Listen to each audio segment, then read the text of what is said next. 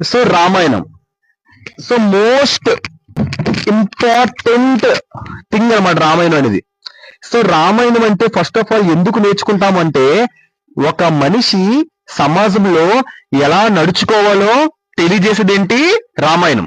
మహాభారతం ఏంటి, ఒక మనిషి ఎలా ఉంటాడో చెప్పేది మహాభారతం. ఒక మనిషి ఎలా నడుచుకోవాలో, ఒక సమాజంలో, ఒక సొసైటీలో ఒక మనిషి ఎలా నడుచుకోవాలని చెప్పేది ఏంటమ్మా రామాయణం.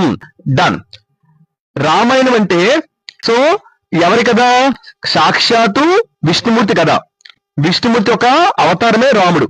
కానీ విష్ణుమూర్తి 10 అవతారాల్లో ప్రతి అవతారము కృష్ణుడికి తెలుసు నేను విష్ణుమూర్తిని అని. నరసింహస్వామికి తెలుసు నేను ఒక మహావిష్ణు అవతారం అని. కానీ రాముడికి ఏ కోసా తెలీదు నేను ఒక మహాశక్తిశాలి అయిన ఒక శ్రీ మహావిష్ణు అవతారం అని రాముడికి అసలు ఏ మాత్రము తెలీదు. సహజంగా ఒక మనిషి రూపంలో ఒక నార్మల్ వ్యక్తిగానే ఈ యొక్క దేశంలో మనకి రాముడు పుట్టడం అనేది జరిగింది అయోధ్యలో. ఓకేనమ్మా, డన్. ఇప్పుడు ఫస్ట్ మనకి రామాయణంలో కొన్ని కాండాలు ఉంటాయి. ఎన్ని కాండాస్ ఉంటాయి రామాయణంలో? ఎన్ని? టోటల్ 6 కాండాస్ ఉంటాయి.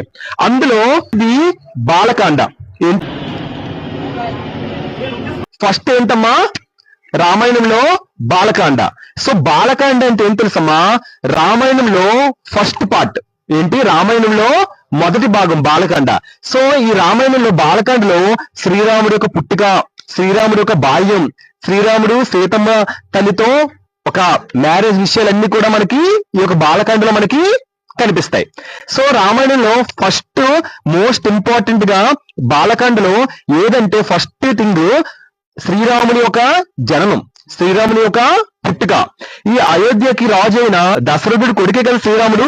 సో అయోధ్యకి రాజైన ఈ యొక్క దశరథుడికి అస్సలు సంతానోత్పత్తి అనేది లేదు, పిల్లలు అనేవాళ్ళు అసలు లేరు. సో పిల్లలందరూ లేకపోతే అప్పుడు ఈ యొక్క దశరథ మహారాజు సో ఒక యాగం చేస్తారు. ఆ యాగం పేరేంటి?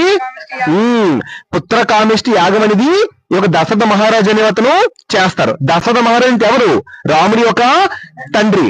సో ఆ యొక్క యాగం చేస్తున్నప్పుడు ఆ యాగం నుండి పాయసం వస్తుంది. ఆ యాగం నుంచి ఏమొస్తుందమ్మా? పాయసం అనేది వస్తుంది. ఆ పాయసాన్ని ఈ యొక్క దశరథ మహారాజుకి 3 వైఫ్స్ ఉంటారు. సో ఒక్కొక్కరు ఆ పాయసాన్ని తాగుతారు. కౌసల్య, సుమిత్ర, కైకే వీళ్ళు ముగ్గురు కూడా ఆ పాయసాన్ని కొంచెం తింటారు. ఎప్పుడైతే వీళ్ళు ముగ్గురు ఆ పాయసాన్ని తింటారో తర్వాత సో ఒక్కొక్కరికి ఒక్కొక్క సంతానోత్పత్తి అనేది జరుగుతుంది. సో కౌసల్యకి ఎవరు పుడతారు? రాముడు పుడతారు. Very good. సుమిత్రకి ఎవరు పుడతారు? లక్ష్మణుడు పుడతారు. మరి కైకేయికి ఎవరు పుడతారు? భరతుడు పుడతారు. సో రాముడికి బాల్య లక్షణాలు. సో ఈ నలుగురు పిల్లలు ఎవరు? నలుగురు పిల్లలు ఎవరమ్మా?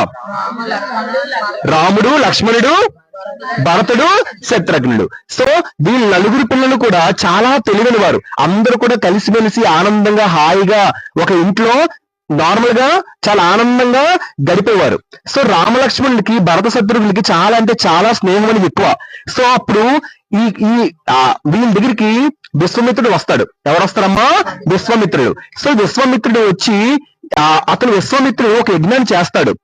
ఆ యజ్ఞానికి రాక్షసులు ఆ విశ్వామిత్రుడు చేసే యజ్ఞానికి కొంతమంది రాక్షసులు ఏమొచ్చి అడ్డుకుంటారు అనమాట. ఆ విశ్వామిత్రుడిని అడ్డుకుంటారు. అప్పుడు విశ్వామిత్రుడు రాముడి ఉన్న ప్లేస్ దగ్గరికి వచ్చి ఏమని చెప్తాడంటే, విశ్వామిత్రుడు రాముడిని, నేను రాముడిని తీసుకెళ్తాను, ఎందుకంటే నేను ఒక యజ్ఞం చేస్తున్నాను, ఆ యజ్ఞాన్ని కొంతమంది రాక్షసులు అడ్డుకుంటున్నారు, నేను రాముని తీసుకెళ్లి ఆ రాక్షసుని ఓడిస్తాను, రాముడి హెల్ప్ కావాలని చెప్పి దశరథ మహారాజుని అడుగుతాడు. కానీ దశరథ మహారాజు అంటాడు, కొద్దిగా భయపడతాడు. ఎందుకంటే పుట్టక పిల్లలు పుడతారు. ఇదేంటి విశ్వామిత్రుడు నాకే పుట్టక పిల్లలు పుట్టారు, విశ్వామిత్రుడు ఏమొచ్చి నా కొడుకుని రాముని తీసుకెళ్తానంటున్నారు, రాముడు అంటే చాలా ప్రాణం, రాముని లేకుండా నేను ఎలా బతకాలని చెప్పి దశరథ మహారాజు విశ్వామిత్రుడు రాముని పంపించమని అడిగారు కదా. సో దానికి ఏం చెప్పని తెలియక నిరాశతో ఉన్నాడు. సో అప్పుడు వెంటనే ఇంకా ఏం చేయాలి తెలియక విశ్వామిత్రుడికి కోపాన్ని చూసి ఇంకా దశరథ మహారాజు రాముణ్ణి విశ్వామిత్రుడితో పంపించడానికి అగ్ని అనేది అవుతాడు. దాని తర్వాత అక్కడ రాముడు తాటకి అనే ఒక రాక్షసి ఉంటది. ఎవరమ్మా? తాటకి అనే ఒక రాక్షసి విశ్వామిత్రుడు విశ్వామిత్రుడు చేసే యజ్ఞాన్ని ఆపుతుంది. తాటకిని రాక్షసి. ఆ తాటకిని రాక్షసిని రాముడు ఏం చేస్తాడు? సంహరిస్తాడు, చంపుతాడు. సో ఆ విధంగా విశ్వామిత్రుడు ఎప్పుడైతే ఇలాగ తాటికనే కాదు, సో యజ్ఞానికి అడ్డం వచ్చిన రాక్షసులు మారీచ అండ్ ఎవరమ్మా ఆ సుబాహులను వీళ్ళందరినీ ఈ రాక్షసులందరినీ చంపేస్తాడు. వెంటనే విశ్వామిత్రుడు రాముడికి నేను ఒక యజ్ఞం చేస్తున్నాను, ఆ యజ్ఞానికి ఇంతమంది రాక్షసులు అడ్డుపడ్డారు, ఈ రాక్షసులందరినీ మీరు సంహరించారని చెప్పి ఆ రాక్షసులను సంహరించగానే విశ్వామిత్రుడు రాముడికి కొన్ని హస్త్రాలు ఇస్తాడు, దివ్యాస్త్రాలు ఇస్తాడు. ఓకేనమ్మా, ఈ దివ్యాస్త్రాలే రాముడికి అప్కమింగ్ అలా యూస్ అనేది జరుగుతుంది. సో రాముడికి వచ్చిన అస్త్రాలన్నీ ఎవరిచ్చినవమ్మా? విశ్వామిత్రుడు ఇచ్చినవి.